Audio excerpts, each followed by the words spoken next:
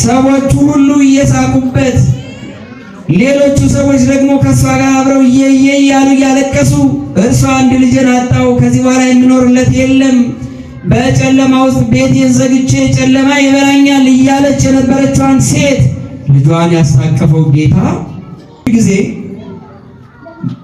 ያዝናል፣ ያለቅሳል፣ ተስፋ ይቆርጣል፣ መሞትን ይመኛል። ይህን ሁሉ ነገር የሚያደርገው ለምንድን ነው ካልን በዓለም ላይ ሲኖር የጎደለው ነገር ስለሚበዛ ነው። ምን ያለው እናቱ አበልታው የማታጠገበው አለ?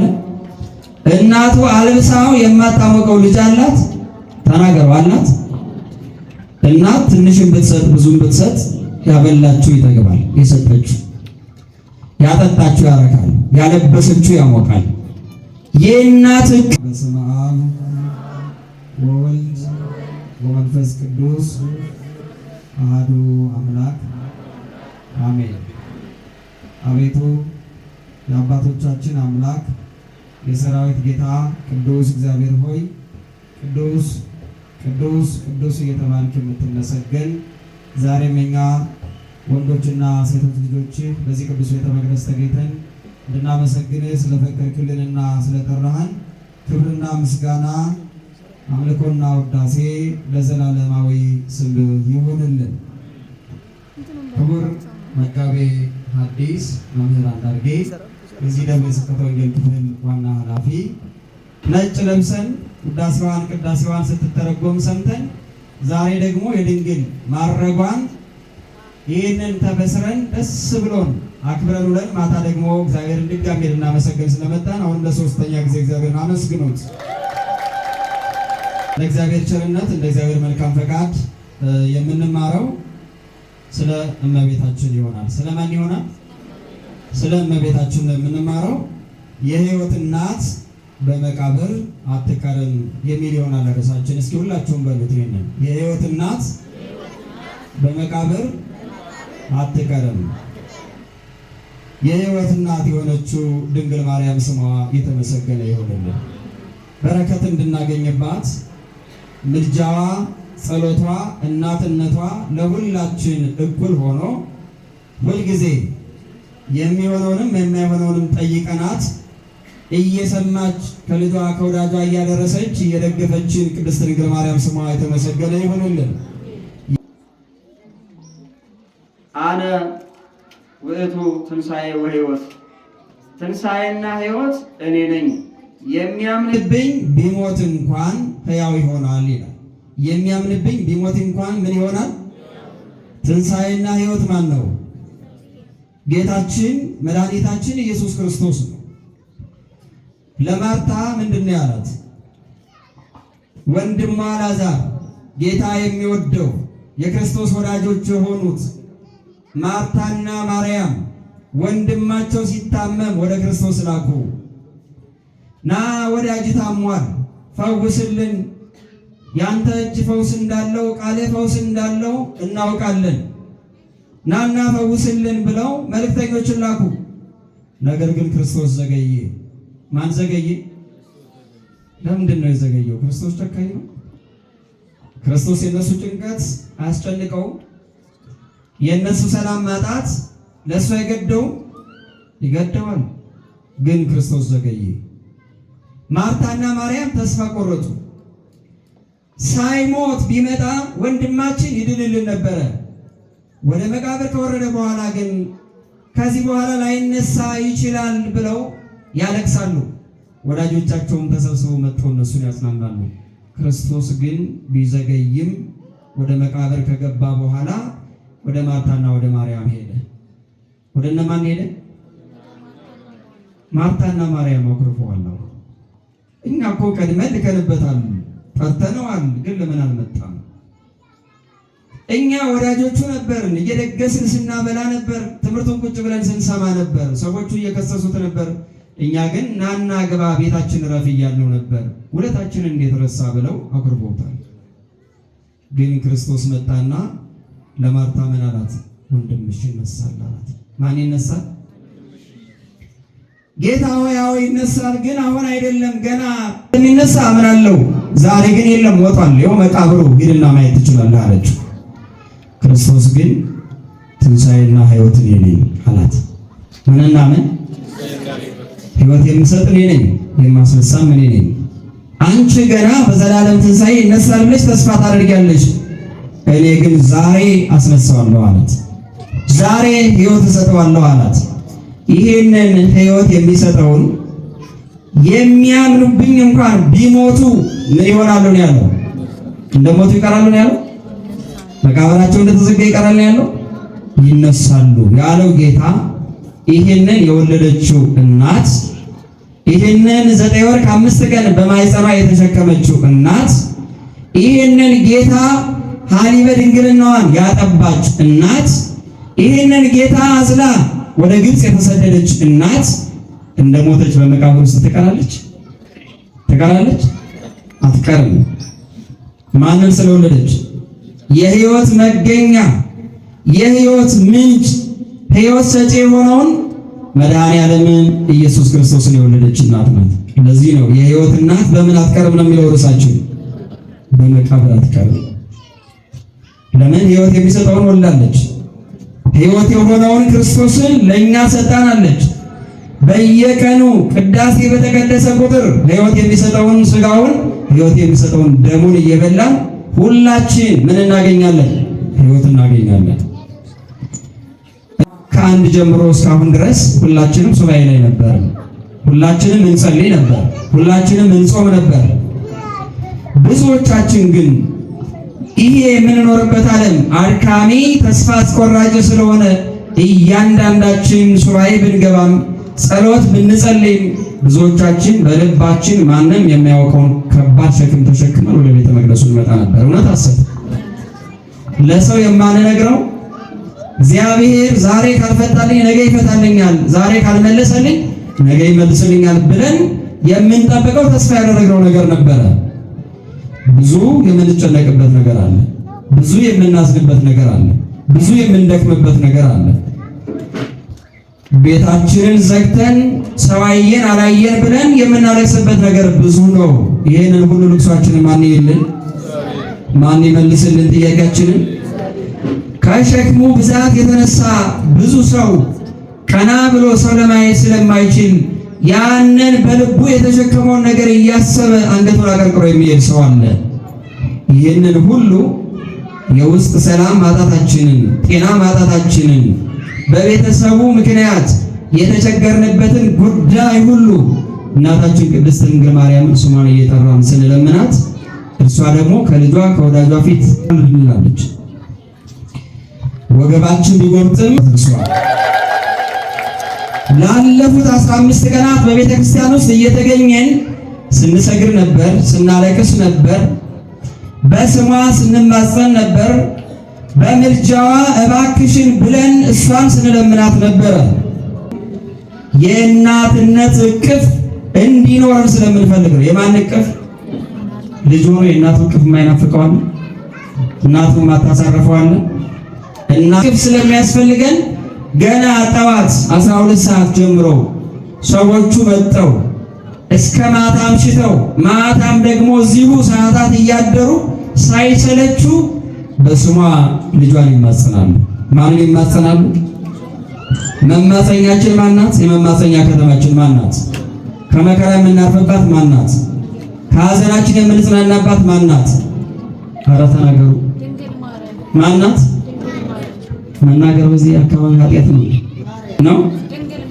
የምንጽናናባት ማናት? ሰላም የምናገኝባት ማናት? ነግረናት ጥያቄያችን ሳይመለስልን ያልቀረብን እናታችን ማናት? ድንግል ማርያም ናት። አመስግኗት እርሷን። ስለዚህ እናታችን ቅድስት ድንግል ማርያምን ሁልጊዜ በጸሎታችን የምናነሳት ለዚህ ነው። ልቅሷችንን፣ እንባችንን፣ ሐዘናችንን ስለምትረዳን ነው። እርሷ በመከራ ውስጥ ያለፈች እናት ናት።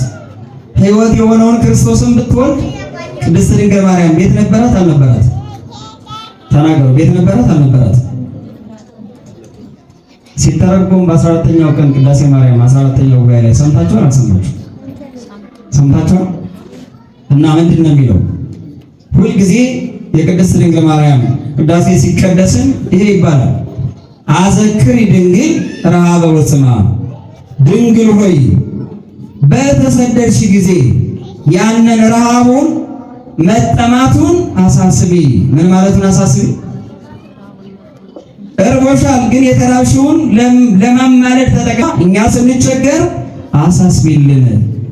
ያ በተራብሽው መራብ፣ በተጠማሽው መጠማት፣ በታረስሽው መታረስ፣ በተሰደድሽው ስደት፣ ያ ከላይ ፀሐዩ ከታች ደግሞ አሸዋው እያስቸገረሽ በተሰደድሽው ስደት ከልጅሽ ከወዳጅሽ አማልጅን። ምን በይ? አማልጅን። ደግሞ የምታማልጂ አኮ ለጻድቃን ዳእሙ ለኃጥአን፣ ድንግል ሆይ የምታሳስቢው በርትተው ለሚጸልዩት፣ በሥጋ ወደሙ ጸንተው ለሚኖሩት፣ በቤተ መቅደሱ ላሉት አይደለም፣ በኃጢአት ውስጥ ላሉት ለወደቁት ነው። በየት ላሉት? ላልተመለሱት፣ ዓለም ለዋጠቻቸው፣ ላስቀረቻቸው ለእነዚህ ምን በይልን? ጸልይልን። አማልጂን፣ ከልጅሽ ጋር አስታርቂን፣ ለልጅሽ ሥጋና ደም አብቂን እያሉ ሩሩ ስለሆነች ነው። እናታችን ደግ ስለሆነች ነው። የሰው ልጅ ሁሉ ስለሚበዛ ነው። አሁን ደረስኩበት ሲል ይርቀዋል። አሁን ሞላልኝ ሲል እንደገና ሌላ የጎደለ ነገር ያገኘዋል። ተስፋ ይቆርጣል። ፊት ለፊት ያለው ጨለማ ይሆንበታል። ነገ ሲያስበው ተስፋ ያስቆርጠዋል። በዚህ ጊዜ ግን ሞትን መቃብርን ሳይሆን ነገ ብርሃን የሚታየን የመድኃኔዓለም እናት ከኛ ጋር ስላለች ነው። የማን እናት? የመድኃኔዓለም እናት ብቻ አይደለችም። የኔና የእናንተም እናት ሁልጊዜ ከኛ ጋር ምን አለ? ስናጣም ከኛ ጋር አለች፣ ስናገኝም ከኛ ጋር አለች፣ ስናዝን ከኛ ጋር አለች፣ ስንደሰት ከኛ ጋር አለች። ደስ አይልም? ወላጅ አባት ወላጅ እናት ቁም ነገር የሌለውን ልጁን ይወዳል አይወድም? ከቤቷ ሰው አያስወጣውም፣ ግን በልቡ ይወደዋል። ይወደዋል። ሱሰኛ የሆነውን ልጁን ይወደዋል። ሌባ የሆነውን ልጁን ይወደዋል። ሰፈር እየሄደ የሚረብሸውን ልጁን ይወደዋል። እየሰከረ የሚገባውን ልጅ ይወደዋል? አይወደውም። ግን ድንግል ማርያም ሌባ የሆነውን ልጇን ትወዳለች? አትወድም? ትጸልይለታለች፣ ታማልደዋለች፣ ትደግፈዋለች። ይሄ የሁላችን እናት ስለሆነች ነው። ለወደቁት፣ ለተጎሳቆሉት፣ በኃጢአት ውስጥ ላሉት ሁሉ ድንግል ማርያም ታማልዳለች። ክርስቲያን ለሆኑት ሁሉ ታማልዳለች። በቤተ መቅደሱ ላሉት እንዳይወድቁ ትጸልይላቸዋለች። ከቤተ መቅደሱ ውጭ ላሉት፣ በዓለም ውስጥ ላሉት፣ በኃጢአት ውስጥ ላሉት ደግሞ ምን ታደርጋለች? እንዲመለሱ ስሟን ሲጠራት ወዲያውኑ ጸሎታቸው ይመለሳል። በቤተ መቅደስ ካሉት የበለጠ በዓለም ውስጥ ያሉት ጸሎታቸው ሲመለስ አይታችሁ ታውቃላችሁ? አይታችሁ አታውቁ? ሱሰኛ የሆኑ በዓለም ውስጥ ያሉ ምንም ወደ ቤተ መቅደስ መጥተው የማያውቁ ሰዎች ተመልሰው መጥተው ቤተ መቅደስ ጸሎት ሲጸልዩ ወዲያውኑ ዕለቱን ስለታቸው ይሰማል። እናንተ ወደዚያ ሄዱ እያልኳችሁ አይደለም። እነዚህ ሰዎች ለምንድን ነው እግዚአብሔር ቀድሞ የሚሰማቸው ካልን እንዲመለሱ ስለሚፈልግ ነው። ምን እንዲሉ ስለሚፈልግ? እግዚአብሔር የሚሰማ ከሆነማ ኃጢአቴን የሚያየዋል፣ የወደኩበትንም ያውቃል። እንዲህ ኃጢአተኛ ሆኜ እግዚአብሔር ከሰማኝ ጸሎቴን ሰምቶ ስለቴን ሰምቶ ከመለሰልኝ ጾመኛ ጸሎተኛ ብሆን ንስሐ ብገባ ሥጋ ወደሙ ብቀበል ምን ያህል እግዚአብሔር እኔን ይሰማኛል ብለው አስበው እንዲመለሱ ፈጥኖ ይሰማቸዋል። እግዚአብሔር ሁላችንን የሚስማል። ዛሬ ግን የምናስበው በዓለም ላይ ሞት አሸናፊ ነው። ሁልጊዜ ለቅሶ አለ፣ ተስፋ መቁረጥ አለ፣ በሐዘን ውስጥ መኖር አለ፣ መውጣት መውረድ አለ። ግን ዛሬ የምናስበው ሞት አሸናፊ የሆነበትን ሳይሆን ሞት የተሸነፈበትን ነው። ማን የተሸነፈበትን? ብዙ ኃያላን ሞተው ቀርተዋል። ብዙ ባለጸጎች ዛሬ የሉም፣ ስማቸው ብቻ ነው ያለው። ብዙ ኃያላን ነገሥታት ዛሬ የሉም፣ ስማቸው ከመቃብር በላይ ያለ፣ ስጋቸው በመቃብር ውስጥ ነው ያለው። ግን የሕይወት እናት የሆነችው ድንግል ማርያም ግን ሞትን አሸንፋ ያረገች። ስለዚህ ዛሬ ቅድስት ድንግል ማርያምን ዕርገት ስናስብ የእሷን ዕርገት ብቻ አይደለም የምናስብ፣ የሰው ልጅ ሁሉ ሞትን አሸንፎ በትንሣኤ መኖር እንደሚችል ያየንበት ነው። ሁላችንም በዓለም ላይ ሳለን ብንሞት እንኳን በሕይወት የምንኖርበት ዓለም እንዳለን በማናወቅን በድንግል ማርያም አይተናል። ልጇ ተነስቷል። ልጇ ፍጹም አምላክ ፍጹም ሰው ነው። እናታችን ቅድስት ድንግል ማርያም ግን ፍጹም ሰው ብቻ ናቸው። መትሕተ ፈጣሪ ከፈጣሪ በታች መልዕልተ ፍጡራን ከፍጡራን በላይ የሆነች ግን ፍጡር የሆነች ነች። አሁን እርሷ ስታርግ አይተናታል። ማረጓን የሐዋርያትን ዓይን አድርገን የሐዋርያትን ምስክርነት ተቀብለን ቅድስት ቤተክርስቲያናችን ሁልጊዜ ስትመሰክር ትኖራለች። ለዚህ ነው ሊቁ ቅዱስ ያሬድ እንዲህ ይላል፣ ዮም ፍስሐ ኮነ በእንተ ልደታ ለማርያም ከመ ትንሣኤ ወልዳ። እነሆ ዛሬ በእመቤታችን በማርያም ዕርገት ታላቅ ደስታ ሆነ ይላል። በማን ዕርገት? በማን ዕርገት? እስኪ ሴቶች ብቻ ተናገሩ። በማን ዕርገት? ኧረ ከፍ አድርጋችሁ ተናገሩ። በማን ዕርገት? እናንተ እኮ ነፃ የወጣችሁ ከክስ የዳናችሁት በማን ነው? በማን ነው?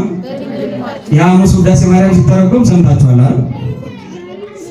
ዳግሚት ሔዋን የተባለች በሔዋን ምክንያት የገነት በር ተዘጋብን፣ ተፈረደብን የሚሉት ወንዶች ሁሉ አይ በእኛ ምክንያት ገነት ቢዘጋባችሁም በእኛ ምክንያት ተከፍቶላችኋል ብላችሁ እንድትናገሩ ያደረገቻችሁ ማን ናት? አመስግኗታ። ሴቶች ብቻ አመስግኗታ። ስለዚህ ዛሬ ታላቅ ደስታ ሆነ። የሆነው ለምንድን ነው ካልን እናታችን ቅድስት ድንግል ማርያም ምን ስላለች? ከመቃብር በላይ ሆና ወደ ሰማይ ስላረገች ነው። ይህም ደግሞ ማረጋገጫው ምንድን ነው ከተባለ ማረጓም ልክ እንደ ልጇ ነው፣ እንደ ክርስቶስ ትንሣኤ ነው። እንደማን ትንሣኤ? ትንሣኤዋ እንደ ክርስቶስ ትንሣኤ ነው። እርገቷም እንደ ክርስቶስ እርገት ነው። ሊቁ ቅዱስ ያሬድ እየተናገረ ያለው ይሄንን ነው። ልጇ አርጓል፣ እሷም አርጋለች። ልጇ ተነስቷል፣ እሷም ተነስታለች። የማን እናት ስለሆነች? የሕይወት እናት ስለሆነች።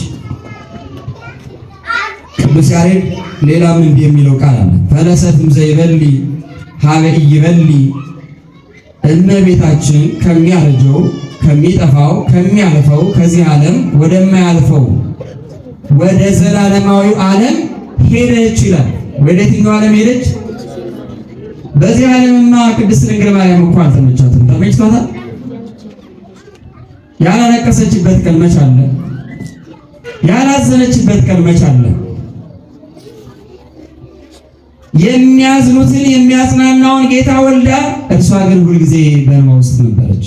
ገና እርሷ ራሷ ስትወለድ በቤት አይደለም የተወለደችው። ቤት የተወለደችው በሊባኖስ ተራራ ከቤት ውጭ በመከራ ውስጥ። ከዚያ በ3 ዓመቷ ከእናትና ከአባቷ ተለይታ ብቻዋን በቤተ መቅደስ የቅዱሳን መላእክትን ምስጋና እየሰማች የኖረችው ከቤተሰብ ጋር አልኖረች። በቤተ መቅደስ እየኖረች ደግሞ አይሁዳውያን እርሷን ይከሷት ነበር። ምን እያሉ?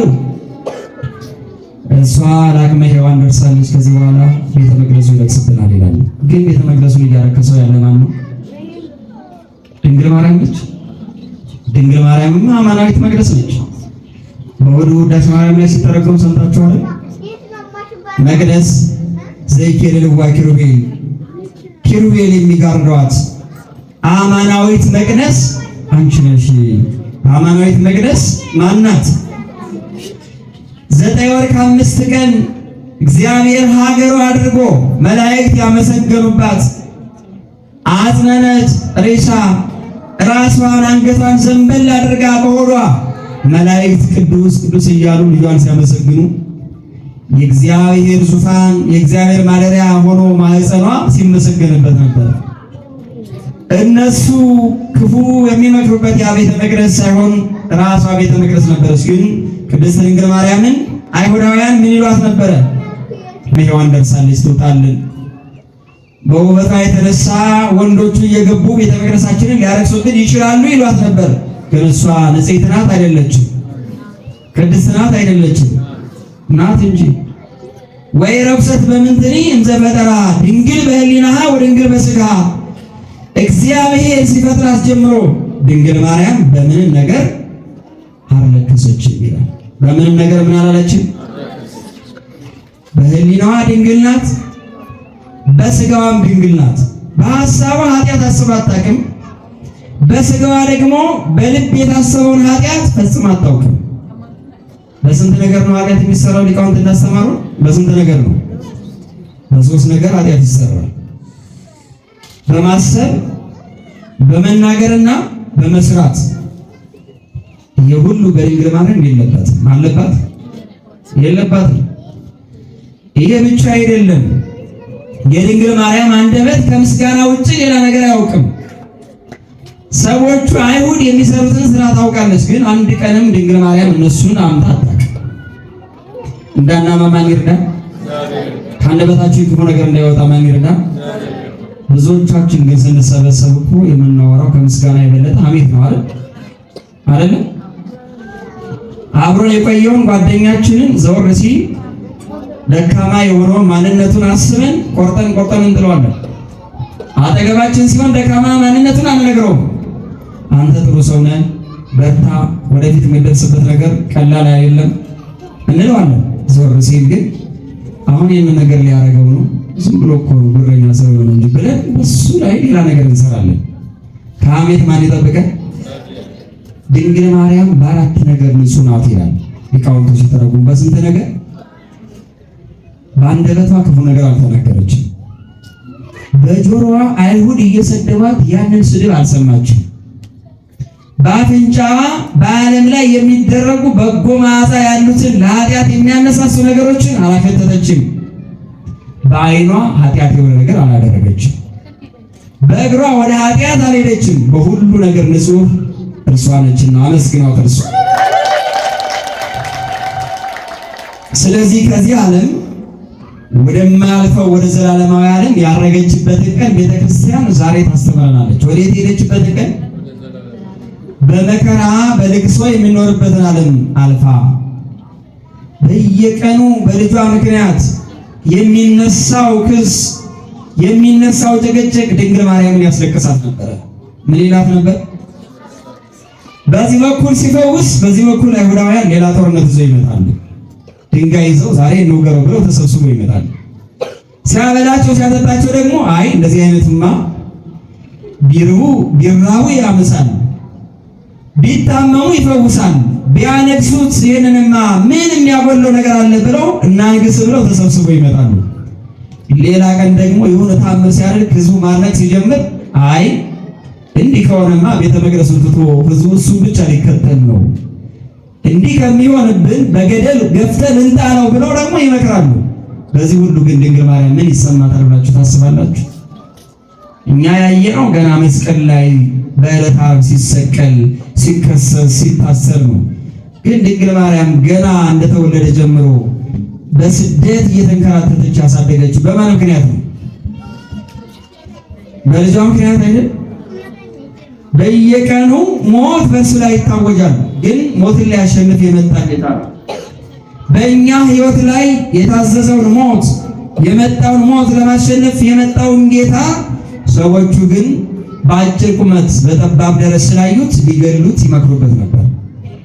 ድንግል ማርያም ደግሞ ሴቶች እየመጡ ጎረቤት አሉ አይደል ወዳጅ የሚባሉ በየቀኑ እየሰሙ የሚናገሩ ኧረ ልጅሽን እንደዚህ ሊያደርጉት ነው፣ እባክሽን ተው በይው፣ እንዲህ አድርጎ የሃይማኖት አባቶችን አይተች አያስተምር፣ የእነሱን ኃጢአት አይግለጥ እያሉ የሚነግሯት እኮ አሉ። ወንጌላውያን ስላልጻፉልን ነው እንጂ ወንጌላውያን የጻፉልን ክርስቶስ ያደረገውን ተአምር ብቻ ነው። ያም ደግሞ ክርስቶስ የሰራውን ሁሉ ቢጻፍ ሰማይና ምድር ምን ቢሆኑ ብራና ቢሆኑ አብርት ቀለም ቢሆኑ እጽዋት ደግሞ ብዕር ቢሆኑ ተጽፎ አያልቅም ነው አይደል የሚሉት አባቶቻችን። በዚህ ሁሉ መከራ ውስጥ አልፋ ገና ድንግል ማርያም ሞትን አሸንፋ ተነስታ ምን አለች ብላ ነው ቤተክርስቲያን ታስተምረን? አረገች።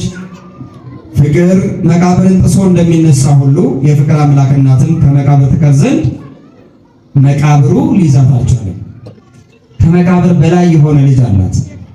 መቃብርን ያሸነፈ ልጅ አላት። መቃብሩ ባዶ ሆኖ መላእክት እንዲመሰክሩ ያደረገ መቃብሩን ማኅተም ቢታተምበት ሰራዊት ቢሰለፍበት ያ ሁሉ ድል ነስቶ የተነሳ ልጅ ያላት እናት ስለሆነች እርሷም ማሸነፍ አረገች። ክብርና ምስጋና ለመድኃኔዓለም ይሁን።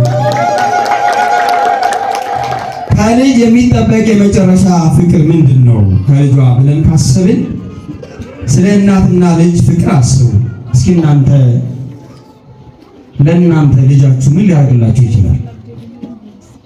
በር ካለው እናቱን ማስደሰት ነው የሚፈልገው ልጅ ነው አይደለም? አቅም ካለው ሰርቶ ደክሞ ለእናቴ ለአባቴ ውለታቸውን አልመለስኩም ለእነሱ ምን ላድርግላቸው አይደል የሚለው። የእናቴን ሀብት ሳልወርስ የእናቴን ሀብት ሳልቀበል የሚል ልጅ ብዙ አይደለም፣ ሊኖር ይችላል። ግን አብዛኛው ልጅ ለእናትና ለአባቱ በጎ ያስባል አያስብም? በጎ ይመኛል አይመኝም? ትምህርቴን ጨርሼ ስራ ይዤ የሆነ ነገር ሆኜ እናትና አባቴን ማስደሰት ብሎ ያስባል። አሁን ደግሞ ከልጅ በላይ ልጅ የሆነው ከመልካሞች በላይ መልካም የሆነው መድኃኔዓለምን የወለደችው መድኃኔዓለም ለእናቱ ምን ሊያስብላት ይችላል? ግን ማዳላት አልነበረበትም። መድኃኔዓለም እስኪያስቡት የባለስልጣን እናት የሆነች ችግር እንዲደርስባት ልጇ ይፈቅዳል? ብትታመም ከሀገር ተመርጦ ትልቅ ብር ተከፍሎ እንድትታከም ትደረጋለች፣ እንዳትሞትበት ማለት ነው። ቤቷ እሱ ባለስልጣን ከሆነ በኋላ ውድ የሚባል ቅንጡ ቤት ተሰርቶላት በይኖሬ እናቴ ደስ ይበልሽ ተብላ ትኖራለች። ሰራተኞች ተሰልፈውላት አንዱ ምግብ የሚሰራ፣ አንዱ ልብስ የሚያጥብ፣ አንዷ ደግሞ ቤት የምታጸዳ ሆኖ ትኖራለች። ይህ ሁሉ የሚደረግላት ልጇ ምን ስለሆነ ነው? ባለስልጣን ስለሆነ ነው። አሁን በሞት ላይ ስልጣን ያለው መድኃኔዓለም በእናቱ ላይ እንድትሞት ግን መፍረዱ ምን ይመስላችኋል? እስኪያስቡት። ልጇ ሞቶ እያለቀሰች ያለችዋን ያችን ሴት በሉቃስ ወንጌል ምዕራፍ 7 ላይ ተጽፎ እንደምናገኘው ነይ ልጅሽን ታቅፈሽ ሂጂ ብሎ፣ አሁን ግን በእናቱ ላይ እንድትሞት ምን አለ? ኧረ ተናገሩ። ፈቀደ አለ። ለዛውም እኮ 64 ዓመት ብቻ ነው እናቱ የኖረች። ስንት ዓመት? እድሜ ሁሉ የሚሰጠው ጌታ ዘላለማዊ አምላክ የወለደች ድንግል ማርያም 60 ዓመት መኖር ነበረባት። በኃጢአት ዘመን የኖሩት እንኳን ሰዎች ከ960 ዓመት በላይ የኖሩ አሉ። ግን ለነዚህ ሁሉ የፈቀደ መድኃኔዓለም እናቱን ግን ስንት ዓመት ብቻ ነው የተቀመጠችው? 64።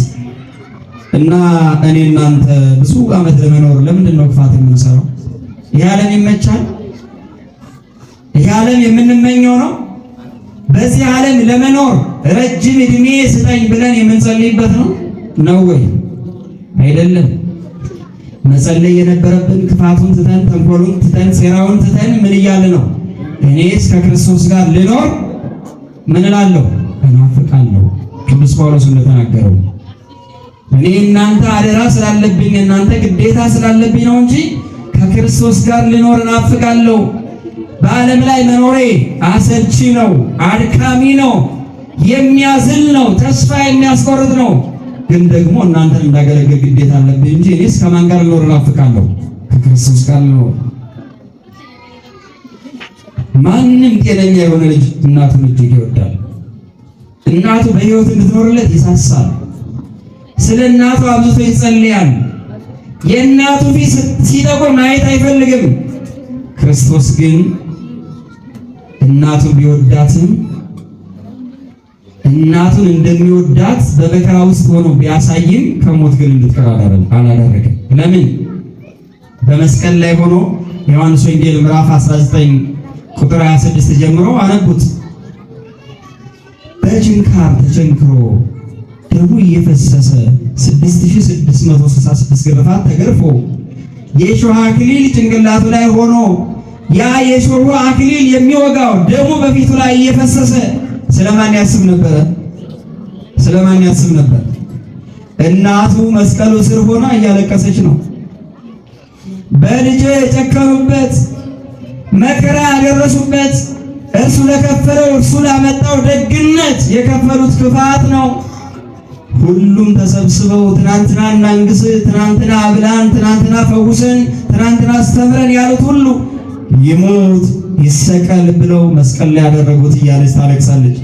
እሱ ደግሞ ደሙ እየፈሰሰ በዚያ በከባድ ስቃይ ውስጥ ሆኖ እናቱን አልረሳትም ነበር። እናቱ ምን አላላትም? አልረሳትም። አሁን የሚታሰብለት ለክርስቶስ ነው ለድንግል ማርያም ነበር። እያቃሰተ መስቀል ላይ እጁን እንዲዘርግቶ ሰውነቱ ሁሉ ራቁቱን ሆኖ የጎን አጥንቶቹ በግርፋቱ ብዛት የተነሳ እየታዩ በዚህ ጊዜ ግን ስለ እናቱ ያስባል። እስከ ክርስቶስን መከራ አስቡት። መስቀል ላይ ሆኖ የእሷንም ሐዘን አስቡት። ከአምስቱ ሐዘናት መካከል አንዱ ክርስቶስ በመስቀል ላይ መከራ ሲደርስበት ያየችው ነው። ያን ጊዜ ያለቀሰችው ልቅሶ ነው። ግን ክርስቶስ እናቱን ያስብ ነበር። ታዲያ በመስቀል ላይ ሆኖ ለእናቱ ያሰበው ጌታ በክብሩ ዙፋን ላይ ሆኖ 9 ወር የተሸከመችው እናቱን አምላክን ያቀፉ እጆቿን በመቃብር ፈርሶ በስብሶ ትል እንዲበላው ይፈቅዳል? እግዚአብሔር ይፈቅዳል? ፈርሶ በስብሶ እንዲቀር ይፈቅዳል? አይፈቅድም። ስለዚህ ይህንን ስለማይፈቅድ ልበ አምላክ ዳዊት በመንፈስ ቅዱስ ተገልጦለት እንዲህ አለ። በመዝሙር 131 በቅንፍ 132 ቁጥር 8 ላይ እንዲህ ይላል፣ ተንስ እግዚኦ ውስተ ዕረፍትከ፣ አቤቱ ወደ ዕረፍትህ ተነስ። ወደ ምን ተነስ? ወደ ዕረፍትህ። ያንን ከሰማይ ሰማያት ወርጄ ከድንግል ተወልጄ እሞታለሁ፣ እሰቀላለሁ፣ ሞትን ድል አድርጌ እነሳለሁ፣ የሰውን ልጅ ከተፈረደበት ፍርድ ነፃ አድርጌ ወደ ገነት እመልሰዋለሁ ያልከውን ያንን በምድር ላይ የሚሰራውን ስራ ሁሉ ጨርሰ ወደ ዕረፍት ወደ ዘላለማዊ ዙፋን የሚራብ ስጋ፣ የሚጠማ ስጋ፣ የሚታረስ ስጋ፣ የሚደክም ስጋ ለብሰ የምትኖርበት ዘመን አብቅቶ ወደ ዕረፍት ተነስ። ይሄ ብቻ አይደለም። አንተ ወታቦተ መቅደስከ፣ አንተና የመቅደስ ታቦት ነው የምትነሱት። አንተ ዙፋን አድርገህ የነገስክባት ሀገር ያደረካት 9 ወር ከ5 ቀን በማኅፀኗ የተሸከመችን ሀሊበ ድንግልናዋን ያጠባችህን በክንዷ የታቀፈችን ጨምረህ ምን በል አለ ዳዊት? ተነስ። ያ ትንቢት ዛሬ ተፈጸመ። ደስ ይበላችሁ፣ አመስግኑት እግዚአብሔር። ይህንን ደግሞ ቅዱስ ያሬድ ወስዶ ሲዘምረው እንዲህ ይለዋል። ተንሥእ እግዚኦ ውስተ ዕረፍትከ አንተ ወታቦተ መቅደስከ ካለ በኋላ ዳዊት ዘመራ ወአንቀጸ ብርሃን አርገት። ዳዊት ያመሰገነላት የዘመረላት ድንግል ማርያም የብርሃን ደጃፍ የሆነችዋ እርሷ አረገች ይላል። የማን ደጃፍ? የብርሃን ደጃፍ። አንቀጸ ብርሃን ተብሎ ቅዱስ ያሬድ የደረሰውን ድርሰት ሁላችሁም ትጸልዩታላችሁ። ከየወዲስዋ በፊት ቀድሞ ያለው ማለት ነው፣ ውዳሴ ማርያም እንደጨረሰ። ስለዚህ ቅዱስ ያሬድ እንዲህ ይላል። አሁን ድንግል ማርያም ስታርግ ደግሞ ሐዋርያት ተሰብስበዋል፣ ሐዋርያት ሱባኤ ይዘዋል፣ ሐዋርያት ጸልየዋል። ለዮሐንስ የተገለጠች ለእኛ ለምን አልተገለጠችም ብለው ሲለምኑ ነበር። ሐዋርያት አገኟት፣ ቀበሯት፣ ግን እርገቷን አላዩም። ቶማስ ሁልጊዜ በአገልግሎት ስለነበረ ይዘገያል። ማን ይዘገያል? ቶማስ ይዘገያል።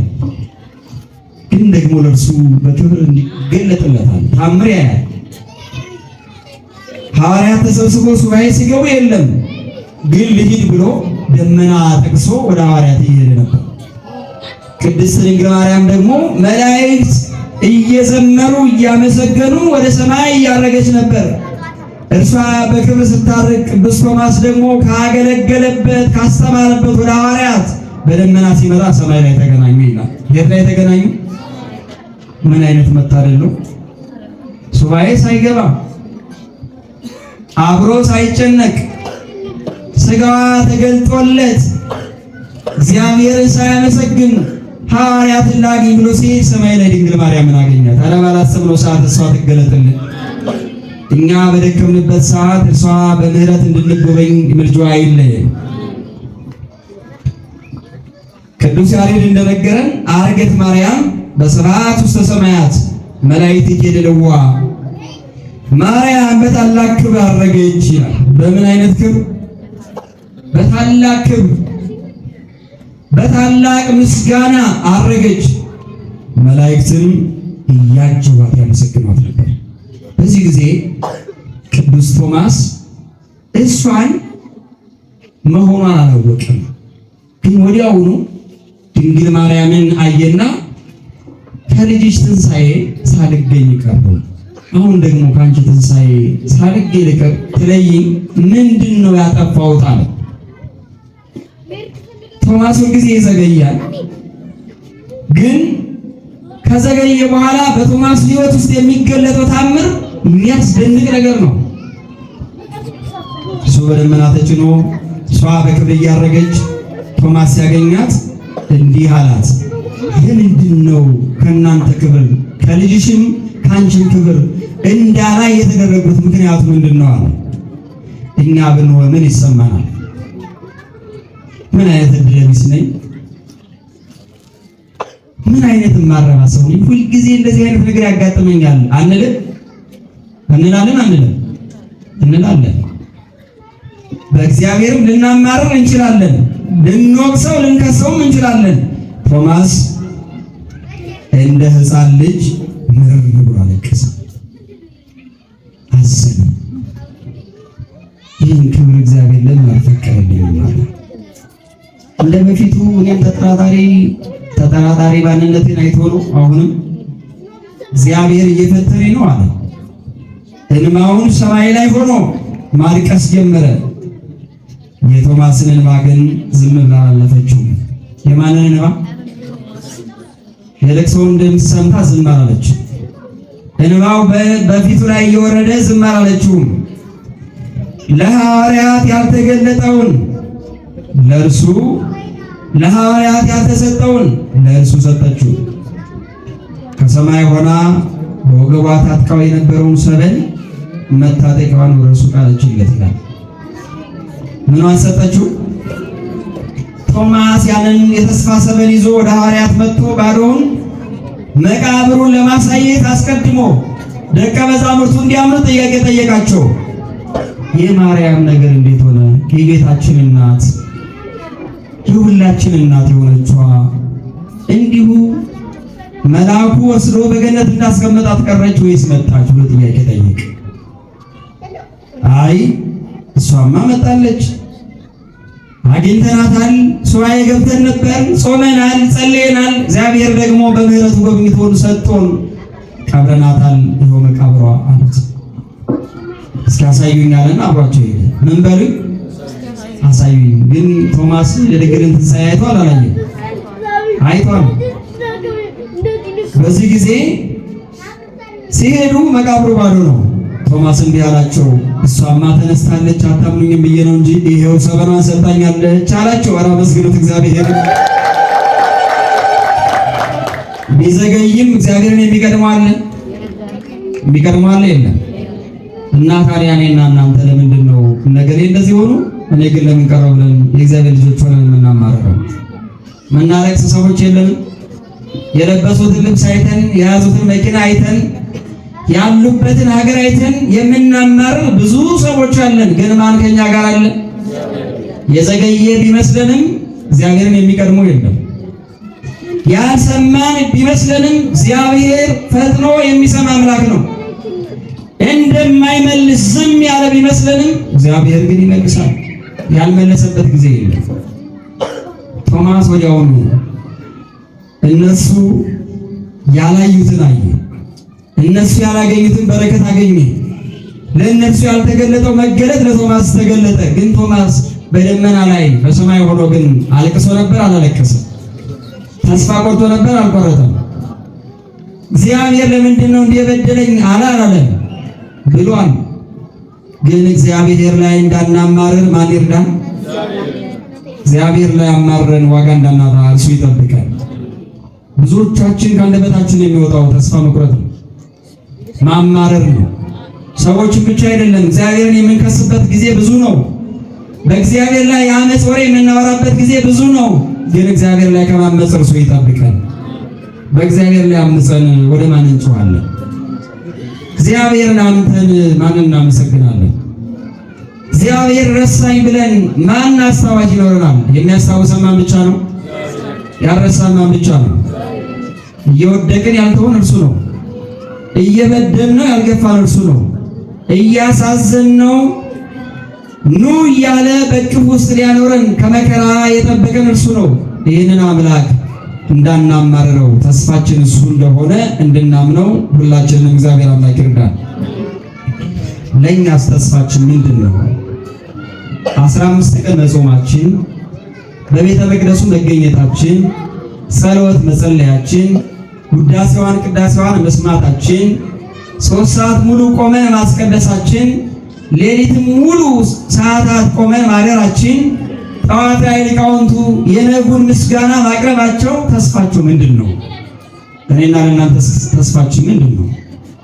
ከቤተሰብ ተለይተን ጥሬ ቆርጥመን ውሃ ጠጥተን የምንኖረው ስልካችንን ዘግተን የምንጸልየው ተስፋችን ምንድን ነው? ምንድን ነው ተስፋችሁ? እስኪ ንገሩኝ። ምን ተስፋ አድርጋችሁ ነው የምትጸልዩት? ምን ለመሙላት ነው የምትጸልዩት? ምን የጎደለ ነገር ለማስተካከል ነው ወደ ቤተ መቅደሱ የምትመላለሱት? ምን ነገራችኋታል ድንግል ማርያም? ስለ ልጆቻችሁ ነው? ስለ ስራችሁ ነው? ስለ ትምህርታችሁ ነው? ስለ ጤንነታችሁ ነው? ስለ የትኛው ነገር የነገራችኋት? የነገራችኋትን ሁሉ ማን ይፈጽምላችሁ? የለመናችሁትን ልመና ሁሉ ማን ያሳካላችሁ? እግዚአብሔር አምላክ ልመናችንን እርሱ ይስማል። እንደ ቶማስ ብዙዎቻችን ተሰብረን ሊሆን ይችላል። ብዙዎቻችን ጌታ ሆይ ዘገየህብኝ እኮ ጥያቄ መልስልኝ ብለን አልቅሰን ሊሆን ይችላል።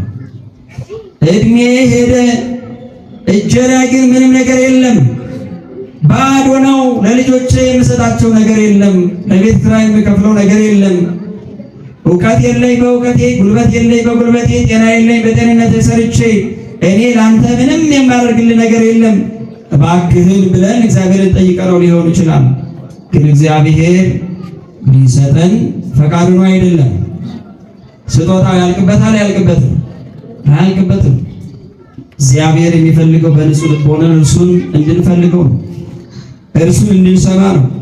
ጓደኞቼ ጥለውኝ ሄደዋል ብለን ተስፋ ብንቆርጥም፣ በትዝታ ባህር ውስጥ ትናንትናን እያሰብን ብንጨነቅም፣ በስራዬ ውጤታማ አይደለሁም፣ በትዳሬ አልተሳካልኝም፣ ጤናዬ የለኝም፣ ሁሉ ነገር ባዶ ነው ብለን ባዶነታችንን ብቻ አስታውሰን በቤተ መቅደሱ ቆመን እንባችንን ብናፈስም ማን ከኛ ጋር አለ? ማን ሊመልስልን ፈቃዱ ነው? እግዚአብሔር ፈቃዱ ነው። እግዚአብሔር በጸጋው እንዳያልፈን በጸጋው እንዲጎበኘን ሁልጊዜ ከእርሱ ጋር መኖር ያስፈልገናል። የተሰበርን ሲመስለን የሚጠግነን ማን ነው? ማን ነው የሚጠግነን? ሰዎችማ ይሰብሩናል። ኧረ ተናገሩ። ማን ይጠግነናል? እግዚአብሔር ነው። ሰዎች የሚጠግኑን በስጋ የሚታየውን ውጭ ላይ ያለውን ነው። የተሰበረውን ልብ ከእግዚአብሔር ውጭ የሚጠግነው አለ? ያዘነውን ልብ ከእግዚአብሔር ውጭ የሚያስደስተው አለ? የለም። ይሄንን ተስፋ የቆረጥንበትን ዘመን እንዲያበቃ ለዘገየው ቶማስ፣ ላመለጠው ቶማስ፣ ላለቀሰው ቶማስ ከሰማይ መታጠቂያዋን የጣለችው ሩሩ እናት አለች። ለሁላችን እናት ናት። አመስግኗት። እርሷን የሁላችን እናት እርሷ ናት። ዛሬም ለእኛ አትዘገይም። የሁላችን እናት ስለሆነች ዛሬም ትሰማናለች። ተስፋ ቆርጣችሁ የምታለቅሱ ሰዎች ተስፋችሁን እርሷ ትቀጥለዋለች። ግድ የላችሁም። ያላችሁት እናታችሁ ፊት ነች። ፊት ነው። እናት እየራባት ለልጇ ምን ታደርጋለች? ታበላለች። እናት እየጠማት ለልጇ ታጠጣለች። እናት እየታረዘች ለልጆቿ ታለብሳለች። እናት እየተቸገረች ዋጋ እየከፈለች ልጆቿ ለትልቅ ደረጃ እንዲደርሱ ትደክማለች። ከሁሉ እናት የምትበልጧ ዘላለማዊት እናት ደግሞ ለኔና ለእናንተ እናት ሆና በድካማችን ለኛ ትቆማለች። አትቆምም? ትቆማለች። እሷ አሁን አትራብም፣ አሁን አትጠማም፣ አሁን አትታረዝም፣ ግን የሁላችን እናት ናት። ተስፋ መቁረጥ ሳይሆን ለቶማስ የተገለጠችው ቶማስን ያጽናናችው ለሐዋርያት በረከት ሆና የተሰጠችው የሐዋርያት የስብከት ሞገስ የሆነችው የመላእክት እህት የሆነችው የሰማዕታት እናት የሆነችው ቅድስት ድንግል ማርያም የሁላችን እናት ናት። ደስ ይበላችሁ። እሷን አመስግኗት። አሁን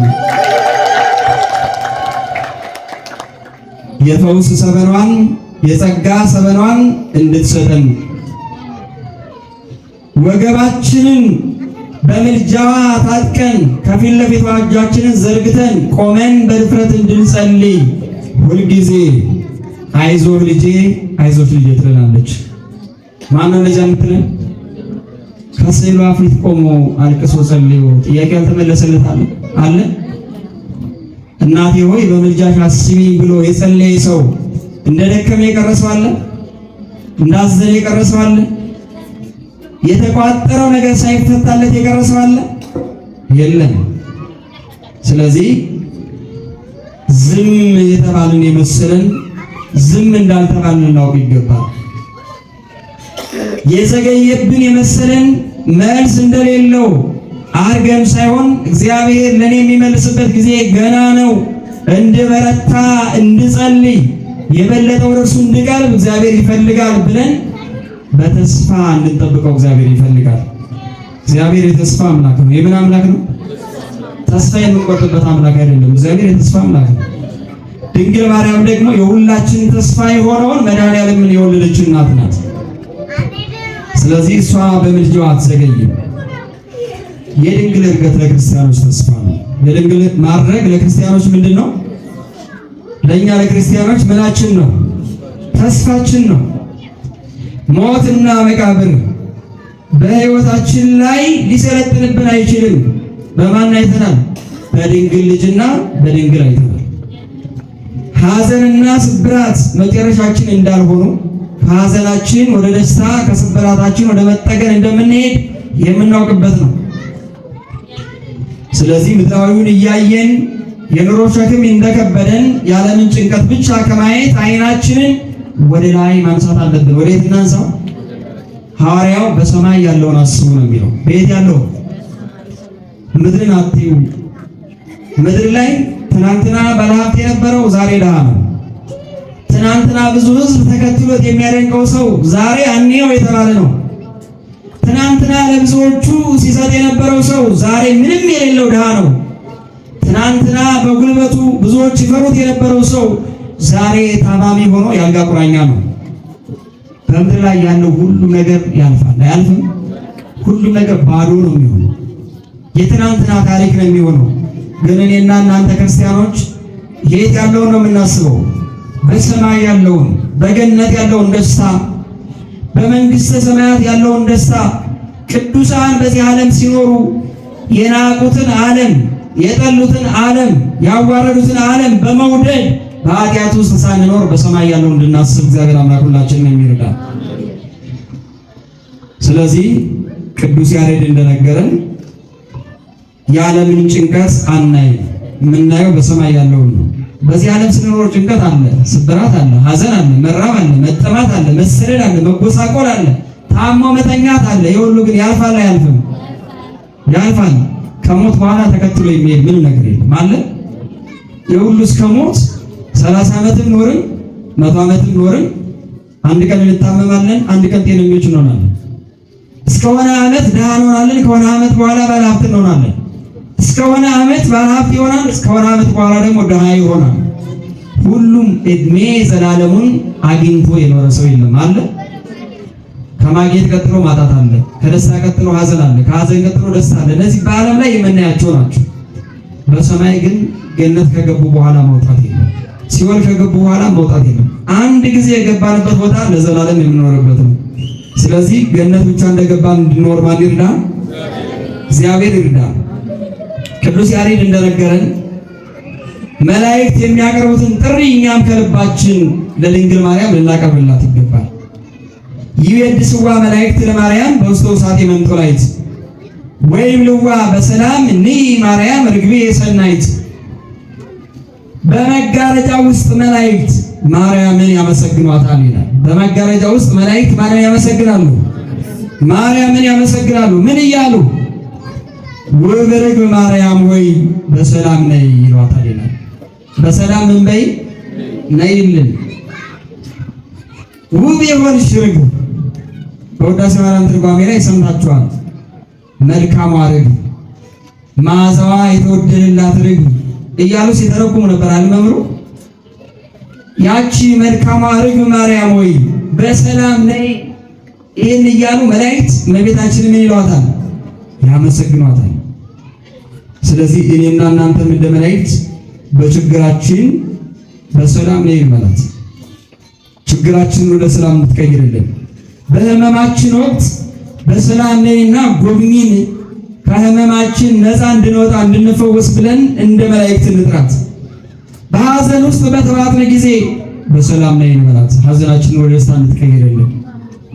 በብቸኝነታችን ጊዜ የሚያጽናናኝ ማንም የለም፣ በሰላም ነይና አጽናኝኝ። እናት ሁኚኝ፣ እህት ሁኚኝ፣ ወዳጅ ሁኚኝ፣ ዘመድ ሁኚኝ ብለን እንጸልይና እንለምናት። እንደ መላእክት ስንሰበር ፈጥና እንድትደርስልን የሰላም ሰበኗንም እንድትሰጠን ሁልጊዜ ድንግል ማርያም ምን እንበላት? በሰላም ነይ። ኧረ ተናገሩ። ድንግል ማርያምን ምን እንበላት? በሰላም ነይ እንበላት። እሷ በሰላም ትምጣልን። ለዚህ አይደል እናቶቻችን ሲወልዱ የሚጠይቁ ሰዎች ሲሄዱ ምንድን ነው የሚሉት? ኧረ ተናገሩ። ምንድን ነው የሚሉት? ለመናገር የግድ ገንፎ መኖር አለበት? እንኳን ማርያም ማረችሽ። ይሄ ሁሉ በሰላም ነይ ማለት ነው። ልጅሽን ሳትወልጂው ከነ ልጅሽ እንዳትሞቺ ያደረገችሽ በምልጃዋ፣ ደግሞም በመከራ ውስጥ ሳታልፊ ልጅሽን ታቅፈሽ በክብር እንድትቀመጪ ያደረገችሽ እሷ ናት በምልጃዋ። ስለዚህ እንኳን ማርያም በምልጃዋ አማልዳ በሰላም ልጅሽን እንድትወልጂ አደረገችሽ። ሁላችንም በሰላም ድንግል ማርያም ወደኛ ሕይወት መጣ። የጾምነውን ጸሎት የጸለየውን ጸሎት ከልጇ ከወዳጇ ፊት አድርሳ ከጌታችን ከመድኃኒታችን ከኢየሱስ ክርስቶስ ይቅርታና ምሕረት በምልጃዋ እንድታሰጠን ለዘላለሙ እኛም ልጆቿ ሆነን በቤተ መቅደሱ ስሟን ጠርተን ጸሎት ጸልየን እንድንኖር እግዚአብሔር አምላክ ሁላችንን ይርዳን። የትምህርታችን ርዕስ ምን ነበር? ምን ነበር? እንደዚህ ከሆነ ወይ ትምህርቱ አልተማርንም ወይ ደግሞ እንደገና ክፍል 2 ትምህርት ይቀጥላል። የትምህርታችን ርዕስ ምን ነበር? ምን ነበር? የሕይወት እናት በመቃብር አትቀርም። አሁን ቀረች? ተነሳች? አልተነሳች? አረገች? አላረገች? ስንት ምስክር አገኘ? ስንት ምስክር አገኘ? መላእክትን፣ ቅዱስ ያሬድን፣ ሐዋርያትን፣ ቅዱስ ቶማስን አገኘ። ይሄ ሁሉ የድንግል ማርያም ማድረግ ምስክሮች ናቸው አይደሉም? ናቸው። ስለዚህ ርዕሱን አንድ ጊዜ እንድገመውና ትምህርታችን ይበቃናል። የሕይወት እናት በመቃብር አትቀርም። ይቆየን።